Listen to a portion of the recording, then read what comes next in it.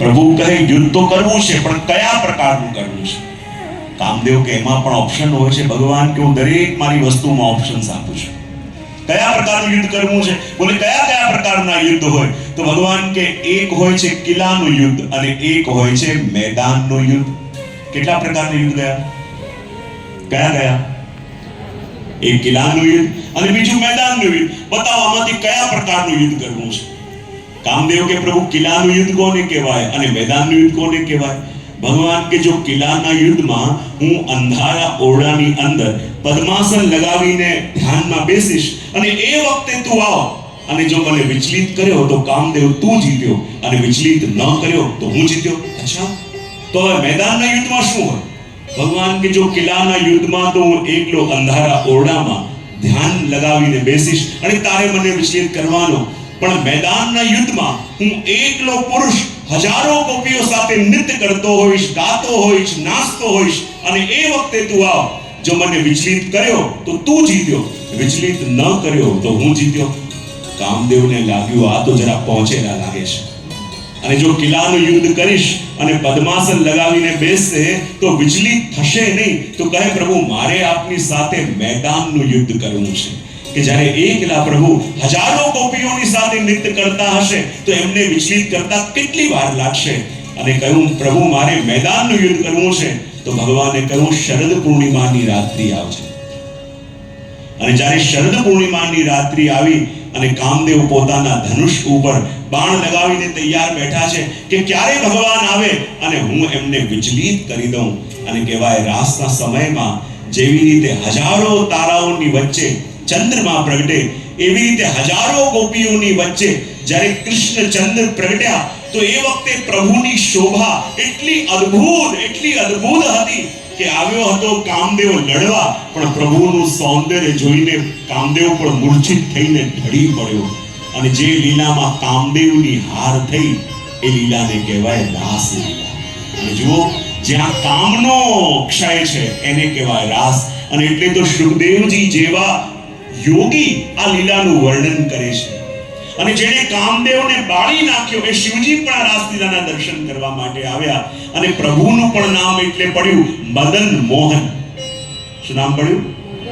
મદન એટલે કામદેવ. અને કામદેવને જેણે મોહી લીધા એવા પ્રભુને નામ પડ્યું મદન મોહન. અને એટલા માટે જ્યારે કામદેવને આપે વશ કર્યો એ લીલા આ રાસલીલા છે. તો આવો પ્રભુની આ પરમ પાવન લીલા રાસલીલાની અંદર રાસ પંચાધ્યાયમાં આપણે પ્રવેશ કરીએ. અને આપણને હવે અમદાવાદથી સુખદેવજી મહારાજ સીધા વૃંદાવન લઈ જાય છે. ક્યાં લઈ જાય છે? વૃંદાવન. વૃંદાવનની ભૂમિ છે. આકાશમાં ચંદ્રમા ઉગેલો છે અને ચંદ્રમાની ચાંદની આખી વૃંદાવનની ભૂમિમાં પથરાયેલી છે. સફેદ સફેદ પ્રકાશ સર્વત્ર વ્યાપ્ત છે. દૂર એક કદમનું વૃક્ષ દેખાય છે અને કદમના વૃક્ષના ટેકે અમારા શ્યામ સુંદર ઉભા છે. એક ચરણ આપનો પૃથ્વી ઉપર, એક ચરણ વૃક્ષ ઉપર અને દ્રષ્ટિ ચંદ્રમા ઉપર. નિરવ શાંતિ છે. દૂર દૂર દૂર ક્યાંકથી કોઈક પક્ષીના બોલવાની અવાજ રાત્રિના સમયમાં આવી જાય છે. અને એ દ્રશ્યનું વર્ણન કરતા અહીંયા સુખદેવજી મહારાજ કહે છે ભગવાન પિતા રાત્રે શરદોત્ફુલ્લ મલ્લિકા વિક્ષરન્તો મનશ્ચરે યોગમાયામુપાશ્રિતા. જો આ રાસલીલાનો પ્રારંભ જ્યારે સુખદેવજી મહારાજ કરે છે ત્યારે આ રાસલીલાનો સૌથી પહેલો શબ્દ કયો? બોલે ભગવાન. કયો શબ્દ રાસનો? જરા ભાવથી બોલો તો ખરા. રાસલીલાનો પ્રારંભ સુખદેવજી મહારાજ કરે છે ભગવાન શબ્દથી અને વિરામ પણ કરે છે ભગવાન શબ્દથી. અને ભગવાન આદિમાં પણ અને ભગવાન અંતમાં પણ ભગવાનનો સંપુટ કરીને સુખદેવજી મહારાજ કહે છે કે આ રાસની સરિતામાં ઉતરો તો એક ક્ષણ માટે પણ આ ભૂલતા નહીં કે આ લીલા કોઈ લૌકિક સ્ત્રી પુરુષની નહીં, પણ આ લીલા ભગવાનની લીલા છે. અને માટે ભગવાન શબ્દનો ઉપયોગ કર્યો. અને ભગવાન કોને કહેવાય? ભગવાન. ભ એટલે આખા જગતનું જે ભરણ પોષણ કરે. ગ એટલે આખા જગતને જે ગતિ આપે. વ એટલે આખા જગતને જે વરદાન આપે. અને ન એટલે જેની ડાયરીમાં ભક્તો માટે ક્યારેય પણ ના નથી, એને કહેવાય ભગવાન. આપણને લાગે પ્રભુની ડાયરીમાં ના નથી, પણ અમે તો ઘણીવાર કેટલીય વિનંતી પ્રભુને કરીએ છે, પણ વિનંતી પૂરી થતી. ઘણા બધા અનુભવી બેઠા છે.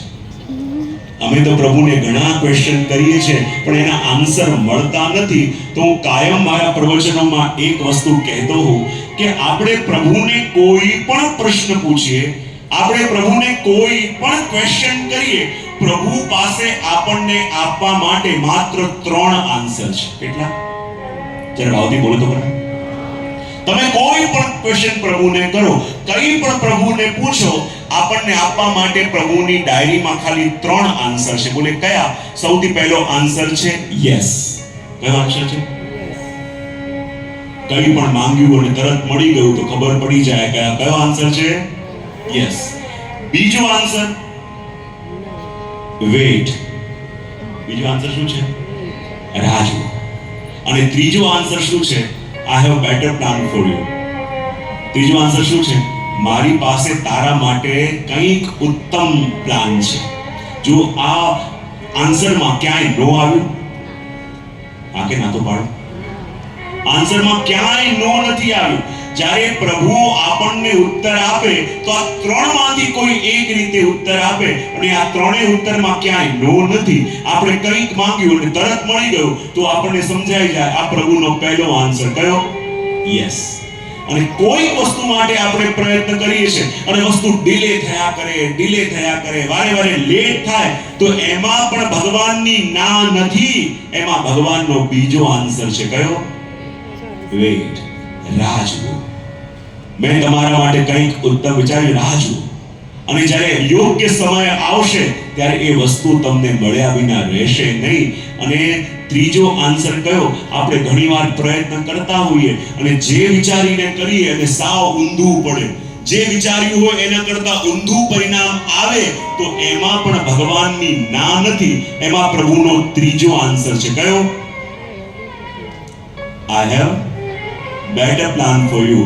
મારી પાસે તમારા માટે તમે વિચાર્યું છે એના કરતા પણ ઉત્તમ વિકલ્પ છે. પણ પ્રભુના ઉપર ભરોસો કરી શકતા નથી, માટે આપણે વિચલિત થઈએ છીએ.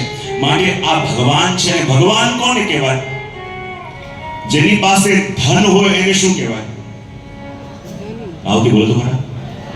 જેની પાસે વિદ્યા હોય, જેની પાસે બુદ્ધિ હોય, અને જેની પાસે ભગ હોય, ભગવાન. ભગ કોને કહેવાય? ઐશ્વર્ય, વીર્ય, યશ, શ્રી, જ્ઞાન અને વૈરાગ્ય. આ 6 ધર્મોના સમૂહને કહેવાય ભગ. અને આ 6 ધર્મો જેની અંદર હોય એને કહેવાય ભગવાન. તો અહીંયા જે ઊભા છે કોણ છે? સુખદેવજી મહારાજ આપણને બહુ સ્પષ્ટ રીતે સમજાવે છે કે એક ક્ષણ માટે પણ તમારા મનથી એ નીકાળતા નહીં કે આ લીલા કોઈ લૌકિકની નહીં, આ લીલા ભગવાનની છે. માટે ભગવાન શબ્દથી પ્રારંભ કર્યો. અને હું ઘણીવાર મારા પ્રવચનમાં કહું ને કે જ્યારે પણ આપણે ગંગાજી કે એવું કોઈ નદીઓમાં સ્નાન કરવા જઈએ તો ત્યાં સૂચના લખેલી હોય છે ને, હરિદ્વારમાં કે ઋષિકેશમાં, કે આ જલનો પ્રવાહ એટલો બધો પ્રબળ છે કે જ્યારે પાણીમાં ઉતરો, ગંગાજીના જલમાં ઉતરો, તો કિનારામાં પકડેલી સાંકળને પકડી રાખજો અને પછી સ્નાન કરજો. કારણ કે જો સાંકળ છૂટી તો તમે છૂટીને ક્યાં જશો એની કોઈ ગેરંટી નહીં. માટે એક ક્ષણ માટે પણ સાંકળ છોડશો નહીં. તો જેમ ગંગાજીમાં ઉતરી અને સૂચના લખેલી હોય, એમ અહીંયા આ રાસની સરિતામાં ઉતારતી વખતે સુખદેવજી મહારાજ કહે છે, જ્યારે આ રાસની સરિતામાં ઉતરો તો એક ક્ષણ માટે પણ આ ભગવાનના નામની જંજીર છોડતા નહીં કે આ જે પણ લીલા છે એ ભગવાનની છે. અને વર્ણન કરતા કહે છે કે ભગવાન અપી કહ્યું. અને ભગવાન અપી એટલે શું? ભગવાનના મનમાં પણ